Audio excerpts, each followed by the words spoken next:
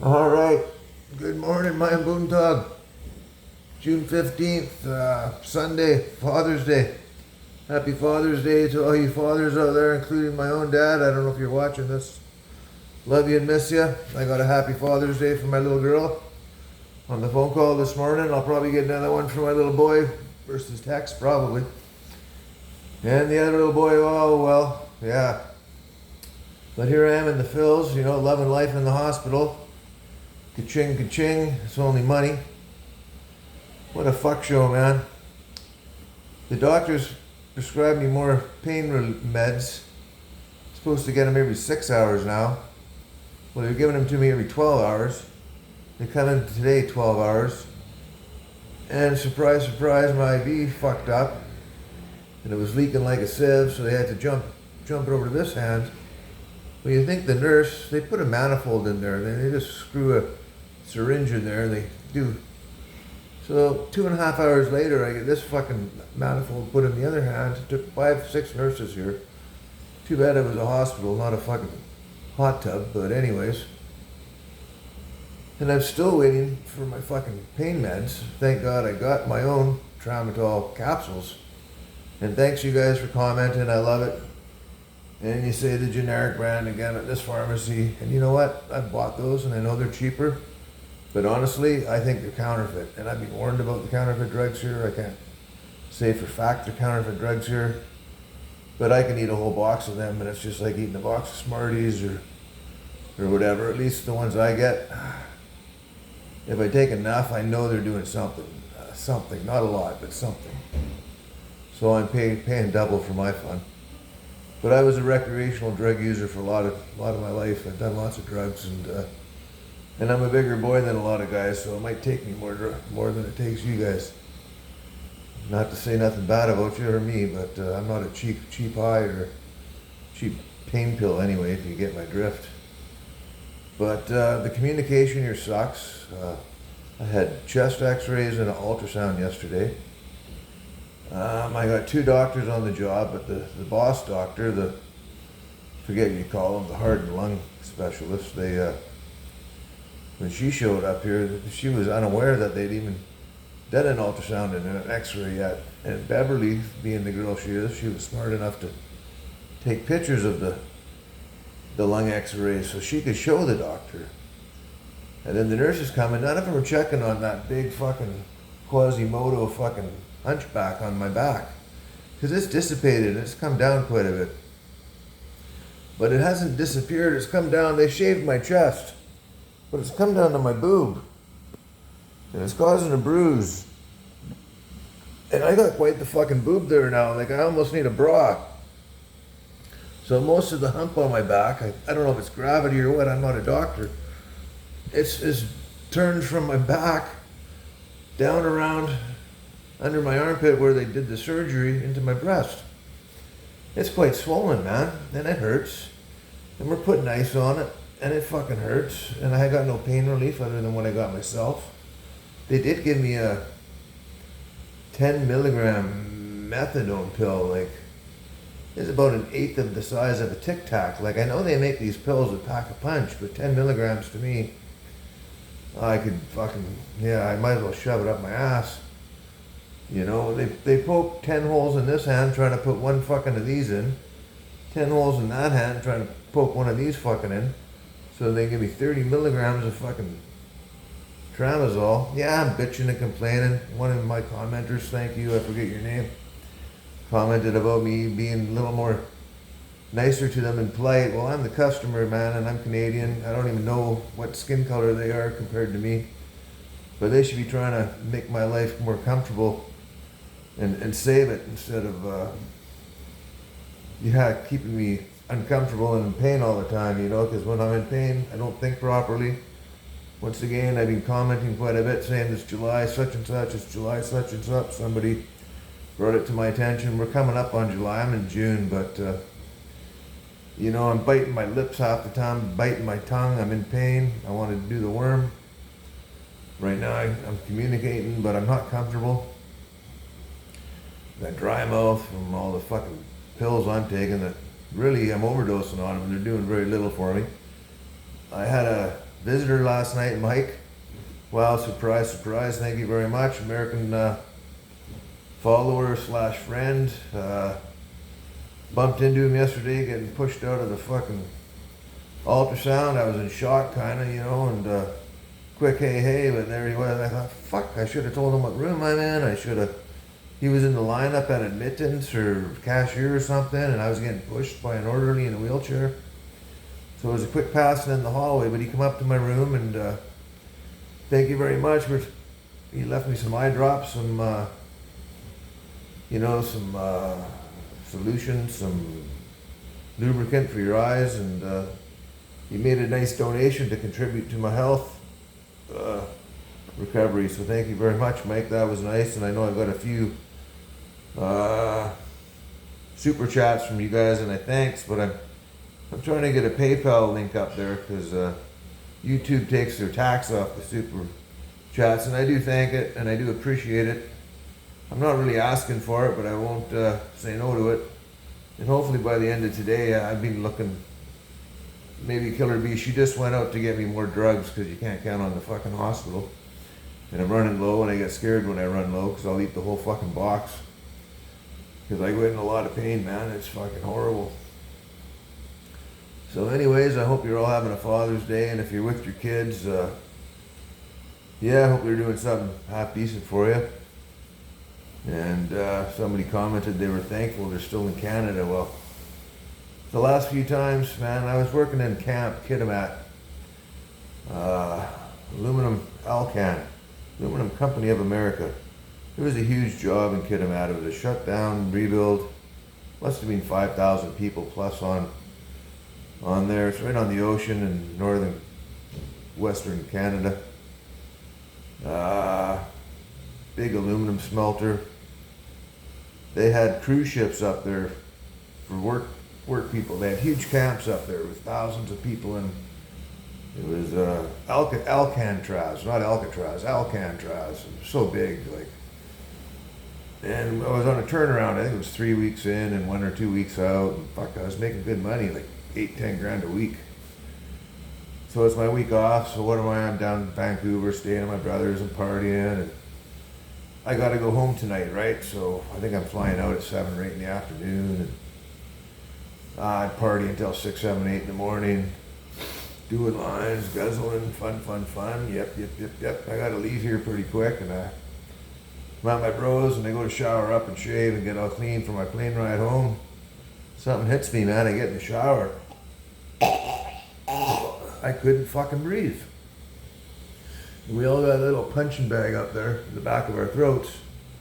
Mine had swollen up bigger than a fucking golf ball. And I had to sit forward like this so the gravity would pull the golf ball down into my mouth and out of my throat area. So I could just fucking breathe. It was like a check valve, a one-way check valve all of a sudden. And I got out of the bathroom. It was awkward because I hadn't been in this position before, and I called and screamed for my brother, who was a fire captain or a fire chief at the time of a big municipality here in Canada. And I love him, and I know he loves me, but we're just different. But we tolerate each other, and we love each other. Hey, bro, shout out to you if you're listening. And you think the fucker would do it? He said, "Have you been doing drugs?" I said, "Yeah." I'm leaning forward, trying to. He says, "You better go to the fucking hospital." Like, you think he'd offer me a fucking ride, right? Like, fuck, I got wheels, but I can't drive like this. And he wouldn't. But anyways, I got a friend to take me to the hospital. But I'm dying, man. I'm really fucking dying. And it's closer. On my way to the hospital, I passed 3 walk-in clinics, and they're open. So, hey, I'm dying. This is like a 911 scene. It's quicker to should have probably phoned the ambulance. But we stopped at 3 walk-in clinics. They all kicked me the fuck out of there. And I'm fucking dying. But we did make it to Surrey Memorial. And boom, right away into emergency, skip all the bullshit. IV, whatever they call those fucking pens, EpiPens or some fucking thing. Tag me, put an IV on me. I was supposed to fly out at 7 o'clock that night. I missed the plane. I was fine though within about an hour or 2 of hitting the hospital. I told him right away I thought it was cocaine. I don't know what it was. I thought it was cocaine. That's the problem when you buy shit off the streets. That's why I'm in favor of, they should supply drugs. I was a functioning drug, I was a functioning recreational drug user, and I love it. I did. But I want to buy some cocaine. I don't want to buy fentanyl. I don't want to buy fucking shit mix. But whatever, you trust these fuckers, because the doctors, when you go to them with a rotten tooth or a broken bone, they'll put some cream on it. They don't like pushing drugs anymore.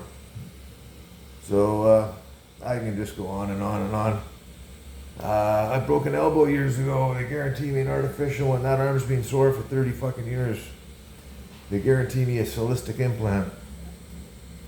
I was whining and crying at work about it. I said, I'm not trying to put a claim in on this company. This is an old, I broke this elbow at an employer years ago and it's been acknowledged. Anyways, the doctor kicked me out of his fucking office. So I went back to my employer and he says, you can't come back here. You need clearance from a doctor. You told us your arm was sore. So I went back to the doctor on a Monday because I seen him on a Friday. He kicked me out. And he said, didn't I see you last week? I said, yeah, you did. I forgot to get all my... He said, you got to sign these papers for my employer. He said, I kicked you out of here, didn't I? I said, yeah, you did. He said, well, get the fuck out. And I got agitated and I started shaking. And his name's Dr. Love. And he's fucking some young goof about half my size, half my age. And I'm fucking vibrating and he's kicking me out of his office for the second fucking time. And my employer says I can't go back to work without this fucking paper signed. And I wanted to clobber him, but I knew if I did, I'm going to fucking jail. And it's not good. So my light bulb, I got a light bulb up here. I know I'm an educated expat in the Philippines, right? And there's another guy who left a good remark, thank you. Pulled my fucking phone out and put her on fucking camera mode. I thought I put her on video mode. Thought I started videotaping. I'm saying, so you're telling me to get out of your office, Doc, and you're not going to sign these papers for my employer? He says, quit recording me. I said, no, I'm not going to stop recording you until you tell me you're going to sign my papers or you are kicking me out of your office. He says, quit recording me. I'll sign the papers. So I said, sign the papers. And he signed the fucking paper. Now he's shaking like a leaf, not me. And he signed the papers and I walked out of his office. I thought, you're not Dr. Love, you're Dr. Loveless, you fucker. So he did all the paperwork for my employer to return to work. And I went out of his office and I went, I'm going to put you on social media, you fucker. It's supposed to be a fucking, something about opioid killing people and fentanyl. And the doctor is supposed to be giving you drugs because they don't want people buying street drugs because fucking people are dying left, right, and center. You know, you just want you want to get a gram of cocaine for the night and they sell you a fucking gram of fentanyl, something or other, and you're dead.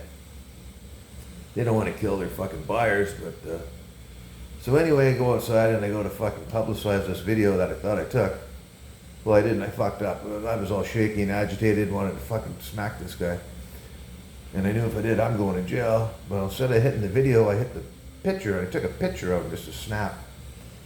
So I bluffed him and it worked.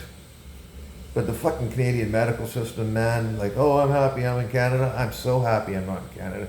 Canada is not the fucking great place I grew up in. And it hasn't been great for the last fucking 20 years. It's, in my opinion, been a shithole. And I know most of y'all are going to say it's the best fucking country in the world, and most of y'all have never been to any other country, so yeah. Yeah, but anyways, that's Les's life in a nutshell. I'm hanging in there. This is coagulated blood clot. And here they say, but just look, man, they shaved my boob, and it's just fucking going black and blue. And I'm a little concerned. The nurses don't communicate with the doctor. The nurses come in here and don't even ask me how the swelling is. They take my vitals. There was just 6 of them in here. They can't even fucking pin the tail on the donkey. I got so many fucking holes in me. Rather than give me one fucking pill, they sooner put 10 fucking holes in my fucking hands. You know why? Because it costs money to put this in. It costs money to purchase this. It costs money for them to come and insert a new syringe every time. Versus just giving me a fucking pill the size of a fucking Tic Tac. So how the medical system's going for shit, and yeah, I don't know what this is gonna do, man. I don't like that being around my heart. I think it's getting around my heart. It's fucking gonna, you know, my life's been good, better than most, as hard as it seems. I'm not crying. It's been an adventure, one hell of a ride, and I'm luckier than most that haven't seen what I've seen. So I just want to pull through this and carry on my little adventure. Not to get there down there too soon to see my whole buddies from way back. But I'll pull through, and I want to thank you all again for commenting. That's the best way you can help me, is just put a fucking like. I don't care if you give me a thumbs up or down.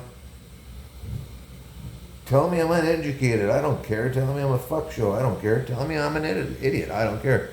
Gets me publicity. Might make me a nickel or a dime.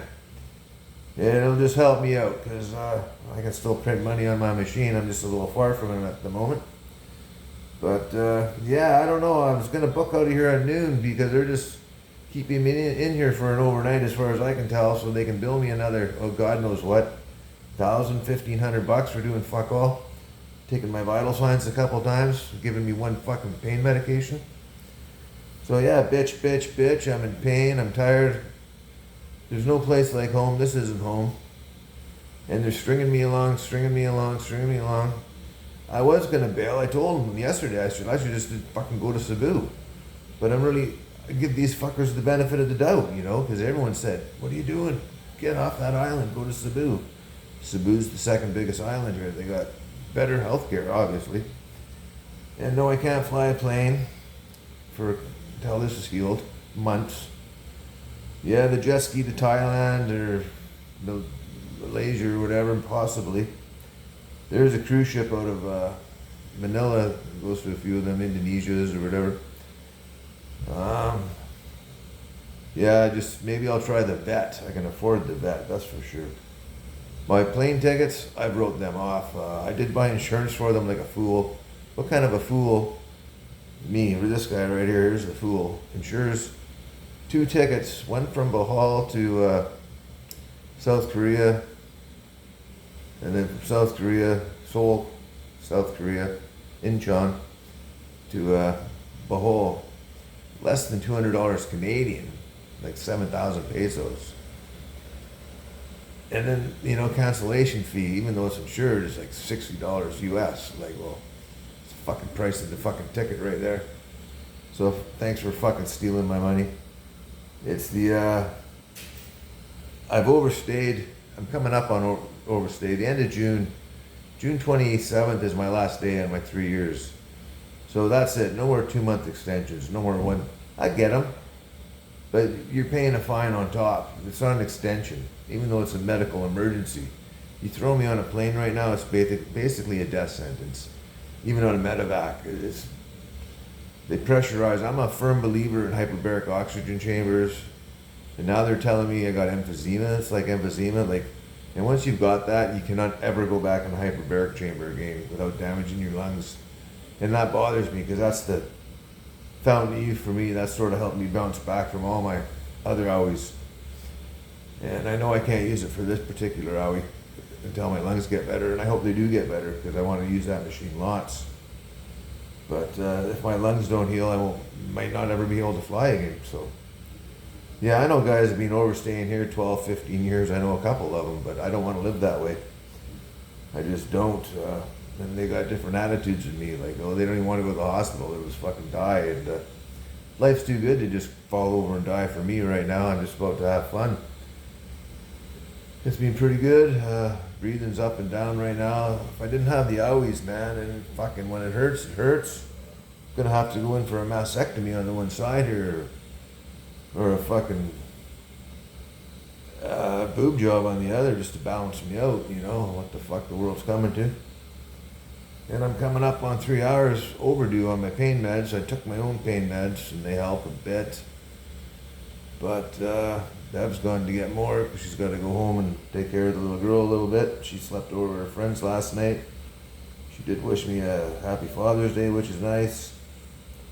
Yeah, so thanks to all of you. I love your comments. I'm trying to get back to them, because I am bored. When I'm in my comfort zone, I can type and stuff. But when I'm in pain and wiggling around, and it just hurts to hold the phone and type. So I'm getting, you guys give me encouragement, you know, do your bed chats or whatever, and that's what I'm doing. The people beside us here, Beverly was talking to them, they're paying almost 5,000 pesos a night for their room. And I think they're doing chemotherapy.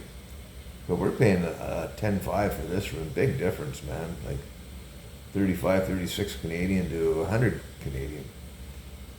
And it's a money grab, it's how I see it. It's not a bad room, it's cheaper than a lot of hotels. It would be fine as a hotel.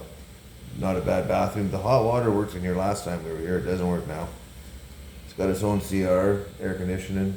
TV, you gotta pay a deposit on the remote. I got Wi-Fi, I got my phone. But it's just not, they're not helping me, man. They're just, and most people bitch. I seen the one guy, if you ever watched Every Man Has a Story, Mark Thornton, he's dead now.